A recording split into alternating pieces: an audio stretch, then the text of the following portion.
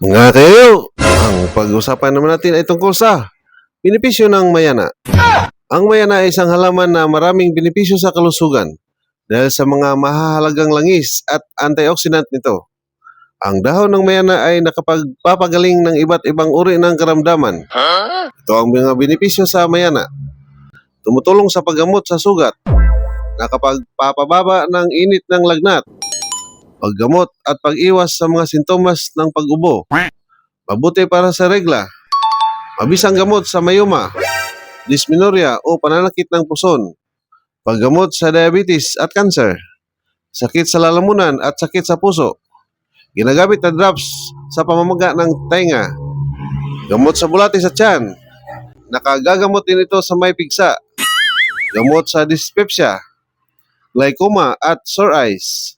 May natural na antihistamine ito, gamot sa sakit ng ulo, hypertension, hypothyroidism, gamot sa hemorrhoids at almoranas, gamot sa mga pasa at pamamaga.